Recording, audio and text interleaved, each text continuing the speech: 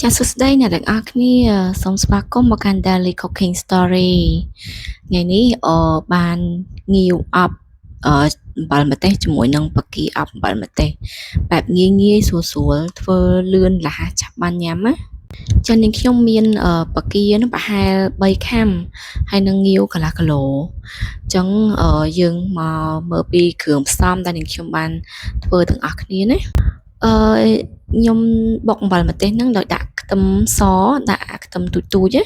ដាក់ទាំងសបកទៅហើយម្ទេសមកគ្រាប់បើអ្នកទាំងអស់គ្នាចូលចិត្តហឹរថែមម្ទេសច្រើនទៅតែខ្ញុំគ្រួសារខ្ញុំក៏អត់សូវចេះហឹរអញ្ចឹងតែមកគ្រាប់ហ្នឹងគឺគ្រប់គ្រាន់ហើយអញ្ចឹងនេះខ្ញុំដាក់ស្ករជាមួយនឹងអំបិលបុកលាយគ្នាជាមួយនឹងខ្ទឹមនឹងឲ្យម៉ត់ចូលគ្នាទៅ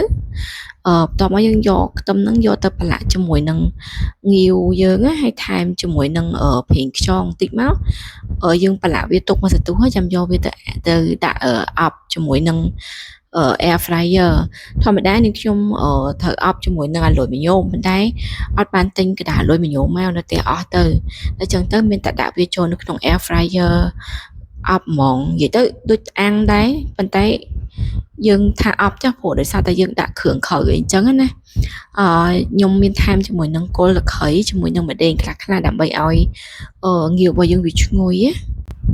ចាបន្ទាប់មកយើងកូរច្បល់លាយគ្រឿងយើងឲ្យសព្វចូលគ្នាមួយងាវហើយយើងទុកវាចោលមួយសន្ទុះសិនណាចាំយកទៅដាក់នៅក្នុង air fryer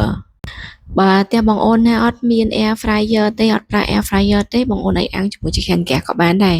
តែយើងគ្រាន់តែរុំវាជាមួយនឹងស្លឹកឈូកមួយជាន់ពីរជាន់ទៅបន្ទាប់មកយើងរុំជាមួយក្តារលួចមីញ៉ូមមួយជាន់ទៀតដើម្បីឲ្យងាយស្រួលក្នុងការដាក់អាំងវាចឹងណាក្នុងនិយាយទៅដូចយើងអប់វាចឹងព្រោះអីវាចំហាយក្តៅចូលទៅដើម្បីឲ្យវាឆ្អិនងាវហ្នឹងហ៎ឥឡូវយើងមកធ្វើបកាម្ដងយើងអត់មានអីច្រើនទេបុកទឹកខ្ទឹមមួយម្ទេសនឹងដាក់បន្តិចមកហើយយើងដាក់អំបិលចូលមួយចិបតិចទៅបានហើយនឹងស្ករសហ្នឹងមួយចិបដែរទៅមួយចុងស្លាបព្រាកាហ្វេហើយប្រេងខ្យងប្រហែលកន្លះស្លាបព្រាបាយយើងប្រឡាក់វាចុះឡើងជាមួយនឹងបកាយើងឲ្យចូលសព្វគ្នាទៅហើយថែមជាមួយនឹងម្ទេសជាមួយនឹងគល់តក្រីមានស្លឹកក្រូចសើចអាចដាក់ស្លឹកក្រូចសើចបានព្រោះដោយសារតែខ្ញុំអត់មានខ្ជិលចូលផ្សារទិញថែមទៀតអញ្ចឹងមានអីនៅផ្ទះមែនដាក់ប៉ុណ្្នឹងទៅសម្រាប់បកាហ្នឹងខ្ញុំរើយកបកាធម្មជាតិបកាអើខាយកឲ្យយើងធំតិចទៅយកអាប៉ិនមេដៃឬក៏ត្រូវជើងមេដៃអីបន្តិចទៅយើងយកមកធ្វើញ៉ាំឆ្ងាញ់វាអត់ខ្សោះអានេះខ្ញុំអត់មានក្តារអាលុយមីញ៉ូមធម្មតាគឺខ្ញុំត្រូវខ្ចប់វាជាមួយនឹងក្តារអាលុយមីញ៉ូមដើម្បីដាក់វាចូលនៅក្នុង air fryer ប៉ុន្តែអត់មានដល់ពេលអញ្ចឹងទៅបើដាក់នៅក្នុង air fryer វាស្ងួតដោយយើងអត់ហុំវាស្ងួតទឹកវាអត់ឆ្ងាញ់ទេអញ្ចឹងខ្ញុំក៏ច្នៃវាដាក់ចូលនៅក្នុងខ្ទះអញ្ចឹងទៅឲ្យយើងត្រឡប់វាចុះឡើងអញ្ចឹងទៅមកសន្ទុះគឺឆ្អិនញ៉ាំបានហើយឆ្ងាញ់ទៀតវាអត់ខ្សោះជាតិទឹកខ្លាំងអីអញ្ចឹងព្រោះយើងបានឃើញវាផ្ទាល់ថាវាបានឆ្អិននៅអីអញ្ចឹងបើយើងហូបវាហើយដាក់ចូលនៅក្នុង air fryer យើងកំណត់នាទីកំណត់ចំនួនភ្លើងមែនប៉ុន្តែពេលខ្លះវាអាចជ្រុលអីអញ្ចឹងណាដូចងាវសម្រាប់នាងខ្ញុំធ្វើនឹងអញ្ចឹងឥឡូវតែមកមើលបកាភ្លេចមើលងាវបងអូនអើយងាវឡើងខ្សោះអស់លីងសម្រាប់អ្នកដែលគាត់ចូលចិត្តញ៉ាំឆ្អិនខ្លាំងងាវប៉ុណ្ណឹងវាល្មមប៉ុន្តែសម្រាប់ខ្ញុំរៀងជ្រុលដៃហើយវារៀង overcook សម្រាប់ខ្ញុំអញ្ចឹងជួយចិត្តនៅរៀងឈាមតែនេះវារៀងឆ្អិនខ្លាំងបការបស់យើងក៏ឆ្អិនងាវរបស់យើងក៏ឆ្អិនដែរនេះងាវសភាពងាវរបស់យើងណាឥឡូវយើងអាចយកវាមកចាប់តែចានដើម្បីយកទៅតុកទទួលទានបានហើយសម្រាប់ទឹកត្រីយើងប្រើតែទឹកត្រីបុកទឹកត្រីកោះកុងយើងធម្មតាហ្នឹង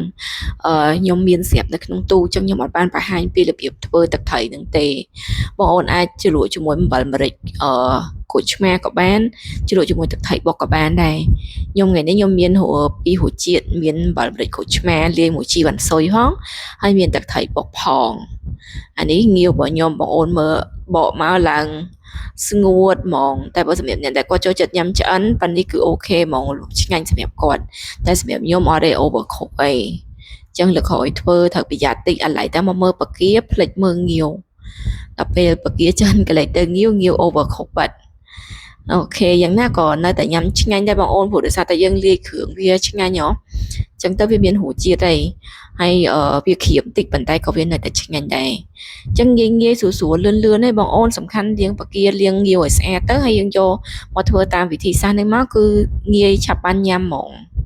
អរគុណបងអូនទាំងអស់គ្នាសម្រាប់ការតាមដានទស្សនាចាំជួបគ្នាជាមួយវីដេអូក្រោយទៀតណាបើមាន idea ក្នុងការធ្វើម្ហូបអីផ្សេងៗទៀតកុំភ្លេចជួយ share ប្រាប់ផងអរគុណច្រើន